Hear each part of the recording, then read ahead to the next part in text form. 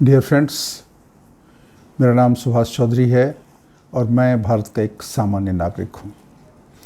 आज का ये वीडियो मैं बना रहा हूँ अपने सीनियर सिटीज़न फ्रेंड्स के लिए, वरिष्ठ मित्रों के लिए, ऐसे फ्रेंड्स जिनकी उम्र 50-55 से ऊपर हो गई है, 60-65, और जो सीनियर सिटीज़न हो चुके हैं या होने वाले हैं।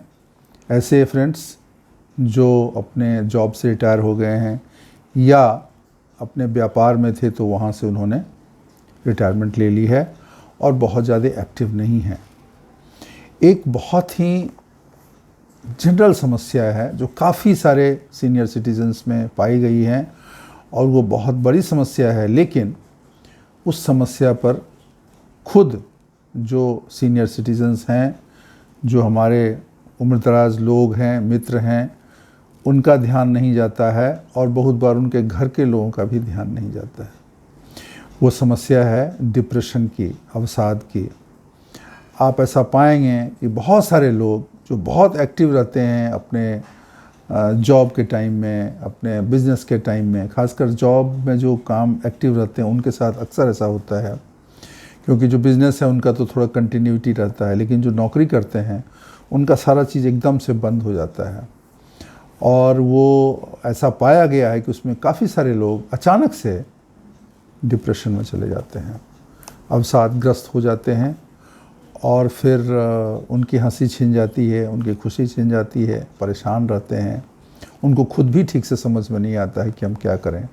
तो आज हम इस विषय पर चर्चा करेंगे कि ये डिप्रेशन क्यों होता है, इसके क्या लक्षण हैं और ऐसा हम क्या करें कि एवन रिटायरमेंट के बाद भी जो भी हमारे सीनियर सिटीजन्स हैं, जो हमारे वरिष्ठ मित्र हैं, वो इस डिप्रेशन नामक राक्षस, डिप्रेशन नामक खराब बीमारी से ग्रसित ना हो, हंसते खेलते रहें, खुश रहें, प्रसन्न रहें, खाएं पिएं, मौज करें और जो रिटायरमेंट का आनंद है उसको उठाएं।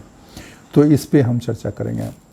तो अभी देखिए, मुख्य पहले तो हम कारण समझना चाहते हैं कि क्या कारण है जिस वजह से कुछ लोग, सब लोग नहीं लेकिन कुछ लोग डिप्रेशन के से पीड़ित हो जाते हैं। पहला कारण है सोशल आइसोलेशन। सोशल आइसोलेशन क्या? सामाजिक रूप से वो आइसोलेट हो जाते हैं। आइसोलेट क्यों हो जाते हैं? कुछ लोग बहुत मिलनसार नहीं होते हैं, बहुत ज़्यादा मिलना जुलना, बातें करना उनको नहीं जमता है और आगे बढ़ के बात करना उनसे नहीं होता है, उन्होंने कभी किया नहीं। इंट्रोवर्ट टाइप के लोग भी होते हैं, तो ऑफिस में तो उनको काम की वजह से बात करना पड़ता है, मिलना पड़ता है, जाना पड़ता है। घर की जिम्मेदारी की वजह से उनका मूवमेंट होता है, एक्टिविटीज़ होती हैं, इंटरेक्शन होता है। लेकिन जब वो एक बार रिटायर हो जाते हैं तो उनका स्वभाव तो है नहीं बहुत ज़्यादा मिलने जुलने का, तो अपने को आइसोलेट कर लेते हैं। फिर उनको ये भी लगता है कि मैं तो रिटायर हो गया, तभी कोई मुझे क्यों पूछेगा, क्यों भाव देगा। तो सोशली वो आइसोलेशन में चले जाते हैं। फिर उनके पास काम भी नहीं रहता है, घर में बैठे रहते हैं, पोते पोतियां हैं तो थोड़ा उनके साथ खेलेंगे, बात करेंगे, लेकिन बहुत जल्दी इन चीज़ों से वो थक जाते हैं। बहुत जल्दी उनको ऐसा लगने लगता है कि मैं एक बोझ हूँ। खासकर अगर उनके पास पेंशन आ रही है तब तो ठीक है, पेंशन नहीं आ रही है तो उनको फाइनेंशियल बर्डन भी उनको लगता है और उनको ऐसा लगता है कि मेरी कुछ उपयोगिता नहीं है। ऐसा होने से उनको डिप्रेशन आ सकता है। तो एक तो है सोशल आइसोलेशन, दूसरा है लोनलीनेस। लोनलीनेस क्या है? एक फीलिंग है, एक अकेलापन का, कि मैं अकेला हूँ। खासकर ऐसा जहाँ पे पति पत्नी दोनों हैं और आपस में उनकी अगर अच्छी इंटरेक्शन है, गपशप है, तब तो लोनलीनेस का चांस कम रहता है, क्योंकि वो आपस में सुख दुख बांट लेते हैं, बातें करते हैं। लेकिन किसी कारणवश अगर एक व्यक्ति साथ में नहीं रहता है या उसकी मृत्यु हो गई, तो अपना दुख किसको बांटें, अपने मन की बात वो किसको बोलें? बच्चे सब एक्टिव रहते हैं, मतलब बिजी रहते हैं, सब उनके काम रहते हैं, नौकरी बिजनेस जो भी है, वो बंदा अकेला रह जाता है, या लेडी हैं वो भी अकेली रह जाती हैं। तो उनको फिर क्या होता है कि वो लोनलीनेस के, अकेलापन के शिकार हो जाते हैं, फिर उनको डिप्रेशन होने का चांस रहता है। तीसरी चीज़ है लैक ऑफ फिजिकल एक्टिविटी। उनको मूवमेंट उनका बहुत कम हो जाता है। ज़्यादा एक तो शरीर भी कमज़ोर हो गया, बूढ़ा हो गया, तो फिज़िकली उतने फिट नहीं हैं, तो एक्टिविटी करने में उनको थकान और उलझन होती है, और उसकी फिर ज़रूरत भी नहीं रहती है। कोई ऐसी ज़रूरत तो है नहीं, नौकरी उनको करना नहीं है, कहीं उनको जाना नहीं है, तो ये जो है ये भी डिप्रेशन क्रिएट कर देता है कभी कभी। और चौथी चीज़ है कि उनको फंक्शनली शरीर का भाग कुछ काम नहीं करता है।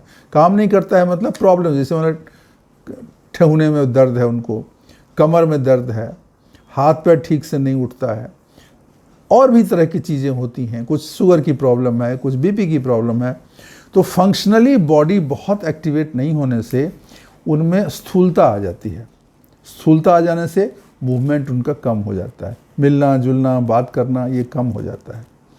इससे भी डिप्रेशन डिप्रेशन एक चीज़ से नहीं होता, जब बहुत सारी चीज़ें मिलती हैं और जब वो व्यक्ति उस तरह का रहता है जो थोड़ा अकेला टाइप का, बहुत ज़्यादा मिलनसार नहीं होता है और सोचता रहता है, उसको डिप्रेशन होने के चांस रहते हैं। और एक वो भी है अल्कोहल का भी प्रॉब्लम, कुछ लोग बहुत दारू पीते हैं, बहुत ज़्यादा उनका एडिक्शन होता है, वो भी इसमें डिप्रेशन के पेशेंट हो सकते हैं।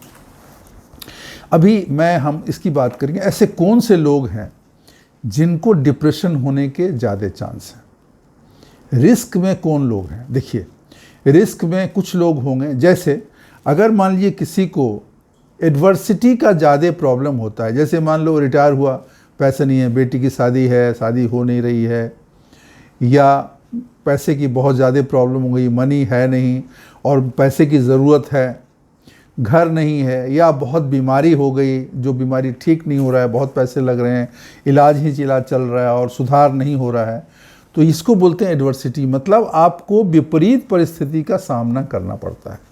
तो अगर किसी व्यक्ति को बहुत लंबे समय तक, रिटायर हुआ, अभी उसको 2 साल 3 साल 4 साल से ऐसे ही चल रहा है, उसको तकलीफ़ ही तकलीफ़ है, परेशानी ही परेशानी है, तो उससे एक होपलेसनेस बन जाती है, एक उलझन बन जाती है, एक ऐसा लगता है कि कोई है नहीं, क्या करूं मैं, कैसे करूंगा। शरीर की शक्ति भी कम हो जाती है, तो उनको भरोसा भी नहीं रहता है कि हम अपना प्रॉब्लम सॉल्व कर सकते हैं। तो जब ये एक बेचारगी की स्थिति होती है, ऐसी स्थिति में डिप्रेशन होने का चांस रहता है। और जैसे एक और अभी पहले हमने बात की, मान लीजिए 2 लोग हैं, बहुत आपस में प्रेम है, पति पत्नी है, उसमें एक गुजर गया, या किसी का कोई बच्चा का कोई ऐसा इंसिडेंट हो गया, नहीं रहा कुछ, तो ये सब चीज़ें ओल्ड एज में ज़्यादा अफेक्ट करते हैं, बहुत ज़्यादा अफेक्ट करते हैं। सो बेरीफमेंट अगर हुआ, मतलब किसी की मृत्यु हो गई या किसी का कुछ गलत हो गया, इससे भी व्यक्ति डिप्रेशन में जा सकता है। और कुछ लोगों को ये भी लगता है कि मैं बेकार हो गया, तो drop in the concept of purpose, उनको लगता है कि मेरा भी पर्पस नहीं है, या आमदनी बहुत कम हो गई, फाइनेंशियल इश्यू बहुत ज़्यादा हो गए। तो ये सारे एक रीज़न हैं जिसकी वजह से किसी को, ये लोग रिस्क में हैं, इनको डिप्रेशन होने के चांस ज़्यादा हैं।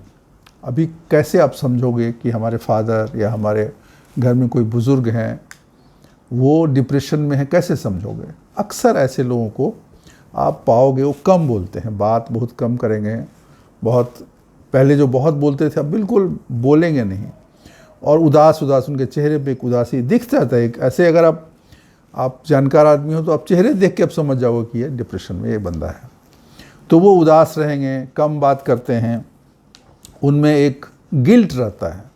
कुछ लोगों को गिल्ट होता है, अरे मैंने ये नहीं किया, मुझे ये कर लेना चाहिए था, ये मेरे से गलती हो गई, या एक होपलेसनेस कि अब कुछ हो नहीं सकता है, इस तरह की उनकी फीलिंग होती, इस तरह की बातें वो करते हैं, तो आप समझिए कि उनको डिप्रेशन है।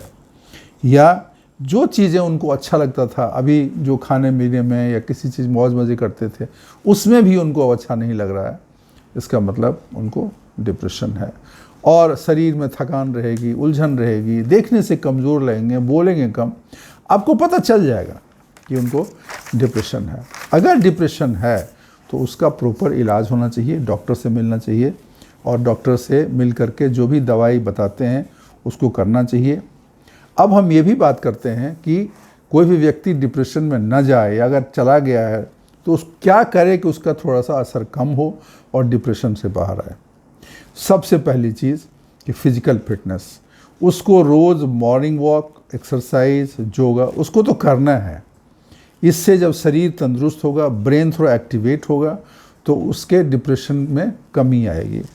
दूसरा है कि उसको खाना सही मिलना चाहिए, ऐसे भोजन मिलने चाहिए जिसमें कि विटामिन, कैल्शियम, आयरन या और अन्य चीज़ें जो हैं वो प्रचुर मात्रा में हो, क्योंकि ब्रेन को फंक्शनिंग, देखिए डिप्रेशन ब्रेन का बीमारी है, तो जैसे B12 अगर कमी है, विटामिन B12 कम होता है तो ब्रेन का डिप्रेशन बढ़ जाता है। जस्ट एक एग्जाम्पल बता रहा हूँ। तो डॉक्टर आपको इसके बारे में बताएंगे कौन सी आपको, लेकिन इन जनरल हेल्दी डाइट हमें देनी चाहिए ऐसे लोगों को जो डिप्रेशन से गुजर रहे हैं, या इन जनरल हेल्दी डाइट बुजुर्ग लोगों को लेना चाहिए ताकि उनको डिप्रेशन ना हो। योगा और ध्यान अवश्य करें, इससे मन शांत रहेगा और जो एंग्जाइटी एक होती है वो काफ़ी कम हो जाता है। और बहुत इम्पॉर्टेंट है, अगर आप रिटायर हो गए हैं या रिटायर होने वाले हैं तो ऐसा प्लान करिए कि कोई सोशल ग्रुप हो, कोई सामाजिक संस्था है, उससे जुड़िए, उसमें जाइए, उसमें एक्टिवली काम करिए, ताकि आपको ऐसा एक्टिविटी रहेगी, लोगों से वहाँ पे मिलना जुलना होगा, बातचीत होगी, इधर उधर थोड़ा सा घूमेंगे फिरेंगे, हंसी मजाक ये सब होगा, तो उससे जो है ना आपका जो अगर दुख दर्द की सिचुएशन भी है तो आप उसको भूल जाओगे और आपको डिप्रेशन होने की संभावना कम हो जाएगी। और जो एक और चीज़ है जो ज़रूरी है कि आपको एक हॉबी क्रिएट करना चाहिए, डेवलप करना चाहिए और उसको सीरियसली परस्यू करना चाहिए और उसमें लग जाना चाहिए। तो ये कुछ उपाय हैं डिप्रेशन से बचने के लिए, और अगर डिप्रेशन है तो उसका प्रभाव कम करने के लिए। मित्रों, मैं वीडियो आजकल जनरली सीनियर सिटीज़न के लिए ज़्यादा बनाता हूँ। मेरा उद्देश्य यही है कि जो हमारे सीनियर सिटीज़न हैं जिनको अनेक तरह की तकलीफ़ें हैं, परेशानी हैं, उलझनें हैं, उनके शारीरिक और मानसिक स्वास्थ्य को अगर मैं मेरी बातों से कुछ बेहतरी हो सकती है, उनके फाइनेंशियल में भी अगर कुछ हम हेल्प कर सकते हैं, उनको ऐसा कोई चीज़ हम बता सकें जिससे अपने जीवन को बेहतर बता सकें, तो मुझे बहुत खुशी होगी। और इस चीज़ के लिए मेरा एक छोटा सा प्रयास रहता है कि मैं वीडियो बना के शेयर करता हूँ और अपने फ्रेंड्स को, सीनियर फ्रेंड्स को, सीनियर कलीग्स को मैं शेयर करता हूँ। तो इसके लिए ज़रूरी है कि अधिक से अधिक तक तभी पहुँचेगा जब ये वीडियो को आप सब्सक्राइब करेंगे और इसको शेयर करेंगे और इसको लाइक करेंगे। ऐसा करने से वीडियो अधिक से अधिक लोगों के पास जाएगा, वो भी इसका लाभ उठा सकते हैं। आज के लिए बस इतना ही। धन्यवाद, शुक्रिया, थैंक यू।